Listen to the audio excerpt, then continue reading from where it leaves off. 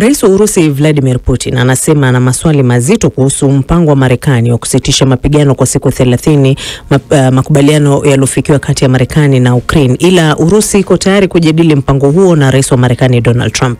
Hata hivyo mapigano yangali yanaendelea baina ya Urusi na Ukraine, mahasimu hao wa muda mrefu sasa kwa takriban miaka mitatu. Sarafina Robi na maelezo zaidi. Gavana wa jimbo la Krasnodar kusini magharibi mwa Urusi anasema moto mkubwa umezuka katika mojawapo wa bohari la mafuta kutokana na shambulio la ndege isiyo na rubani ya Ukraine. Veniamin Kondrachi anasema moto huo uliotokea katika eneo la Tuapse ulitanda kwa zaidi ya mita mraba 1000. Wazima moto zaidi ya 100 wanaripotiwa kuwa katika eneo la mkasa kuuzima moto huo. Krasnodar ipo mashariki mwa daraja la Kerch linalounganisha Urusi na eneo la Crimea. Maeneo mengi ya Urusi pia yameripoti kuingiliwa na ndege zisizo na rubani za Ukraine. Meya wa Moscow anasema vikosi vya ulinzi vya angani viliharibu vifaa aina ya magari ya angani yasioendeshwa ya UAV yaliokuwa yakielekea katika mji mkuu. Huku makabiliano haya yakiendelea, si wengi wana imani na mchakato huo wa kutafuta amani uliowasilishwa na Marekani, kama wanavyoelezea raia hao wa Ukraine mjini Kiev. Wanaelezea hisia zao kuhusiana na kauli ya Rais Putin. Kama Putin angetaka, angekuwa amesitisha vita kitambo sana. Tumesikia uongo mwingi kwa miaka 11 iliyopita kutoka kwa Putin. Uongo huo umekataliwa mara nyingi. Tumesikia mara nyingi kauli zake tofauti na miito ambayo haikuwa kweli. Hadi mapigano yatakapositishwa, ni vigumu kuamini maneno yake. Kusema kweli, siamini hili. Kumekuwa na makubaliano mengi na ukiukaji mwingi, siamini hili.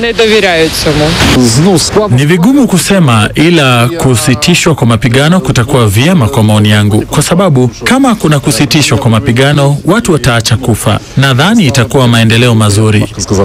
Akizungumza mjini Moscow, rais wa Urusi alisema anaunga mkono dhana ya kusitisha mapigano kwa muda, lakini pia akaorodhesha maswali ambayo angependa kujadili na rais wa Marekani. Katika hotuba yake kupitia njia ya video nyakati za usiku, Rais Zelensky alisema rais wa Urusi hana nia ya kukubali kusitishwa kwa mapigano.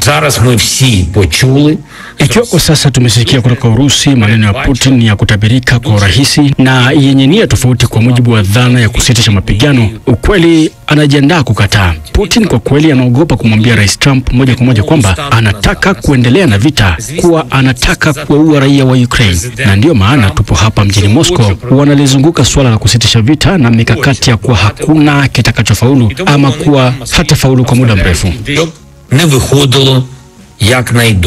Awali katika ikulu ya White House, Donald Trump alisema kwanza wanafaa kuafikia mkataba wa kusitisha mapigano na litakuwa jambo la kusikitisha iwapo Urusi haitakubali mchakato huo wa amani. Sarafina Robi, BBC. Na China imetaka kukomeshwa kwa vikwazo dhidi ya Iran ilivyovitaja kuwa haramu baada ya kusimamia mazungumzo kuhusu mpango wa kinyuklia wa Iran. Nastia Mohamed na taarifa hiyo. Wito huo wa kutaka Iran iondolewe vikwazo vya kimataifa umetolewa katika kikao cha wanadiplomasia kutoka Uchina, Urusi na yenyewe Iran kilichofanyika huko mjini Beijing. Akizungumza katika kikao hicho, waziri wa masuala ya kigeni wa China Ma Zhu amelitolea maelezo swala hilo. Tumekuwa na mazungumzo ya kina ambayo yanalenga kuleta maridhiano na kuondolewa kwa vikwazo ambavyo havikustahili kamwe kuwepo. Uchina na Urusi zinakariri haja ya kuwa na mazungumzo ya kisiasa na kidiplomasia, lakini yawe na vigezo msingi na kuheshimiana. Hiyo ndiyo njia pekee iliyo bora. Tulisisitiza kuwa wahusika wanapaswa kujitolea kushughulikia chanzo cha hali ya sasa na kuondoa vikwazo bila shinikizo au tishio la nguvu. Tulisisitiza umuhimu wa azimio la Umoja wa Mataifa nambari 2231 na ratiba yake ya matukio, ikitoa wito kwa pande zote husika kujiepusha na vitendo vinavyoweza kuzidisha hali hiyo na kufanya kazi pamoja ili kujenga mazingira mazuri yenye athari za kidiplomasia.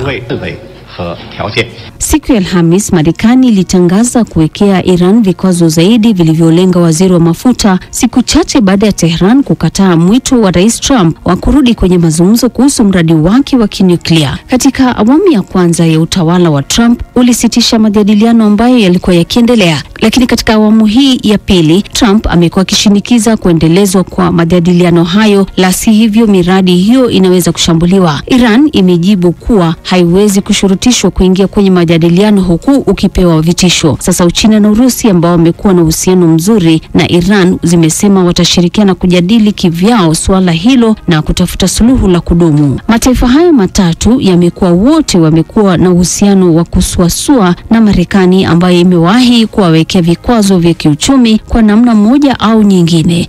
Kiendelea na uchambuzi, China imetoa wito wa kukomeshwa kwa vikwazo ilivyovitaja kuwa visivyo halali dhidi ya Iran wakati ilipokuwa mwenyeji wa mkutano wa wanadiplomasia wa Iran na Urusi siku ya Ijumaa kwa ajili ya mazungumzo ambayo Beijing inatumai kwamba yataanza tena baada ya kukwama kwa muda mrefu juu ya mpango wa nyuklia wa Iran. Zaidi ni kutoka kwa Sylvia Mwehozi.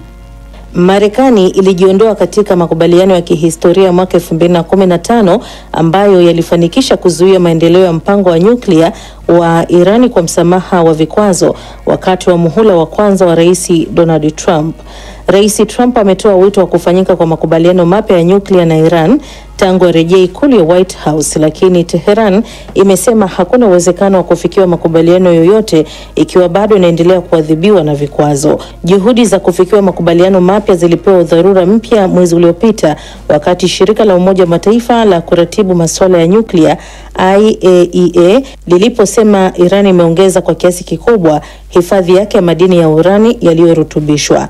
China imewakaribisha leo naibu waziri wa mambo ya nje wa Irani Kazem Garibadadi, naibu waziri wa mambo ya nje wa Urusi Sergei Rabikov kwa mazungumzo, huku ikisema kuwa inatumai itasaidia kuanzisha tena mazungumzo mapema. Naibu waziri wa mambo ya nje wa Irani Kazem Garibabadi anasema Irani inapokea ukaguzi mkubwa kutoka kwa shirika la IAEA na mpango wake wa nyuklia haujawahi kuelekezwa kwa malengo yasiyo ya amani. Lakini kwa bahati mbaya, baadhi ya nchi zinajaribu kuchochea mgogoro usio wa lazima katika suala hili kwa kuwa na masuala mawili tu yaliyosalia. Wanataka kukuza hali hiyo huku sisi tunakabiliwa na masuala mazito zaidi na hawazingatii masuala muhimu katika muktadha wa kutopanua mgogoro. Wakati wa mazungumzo yake na wanadiplomasia wa Urusi na Iran, waziri wa mambo ya nje wa China Wang Yi amesisitiza kwamba ni muhimu makubaliano yapatikane kwa njia ya mazungumzo, akiongeza kuwa hali hivi sasa imefikia pabaya na kwamba wanapinga matumizi ya nguvu na vikwazo visivyo halali. Balozi wa Irani nchini China alisema baadaye kupitia mtandao wa kijamii wa X kwamba mkutano huo ulikuwa na mafanikio thabiti.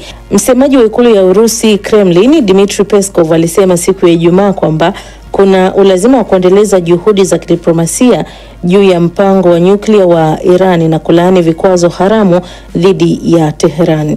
Trump amerejesha sera yake ya shinikizo la juu zaidi la vikwazo dhidi ya Iran, akirejelea mtazamo wake katika muhula wake wa kwanza. Kiongozi wa juu wa Iran mwenye mamlaka makubwa zaidi nchini humo, Ayatollah Ali Khamenei, alisema wiki iliyopita kwamba nchi yake haina silaha za nyuklia na haitafuti kuwa nazo.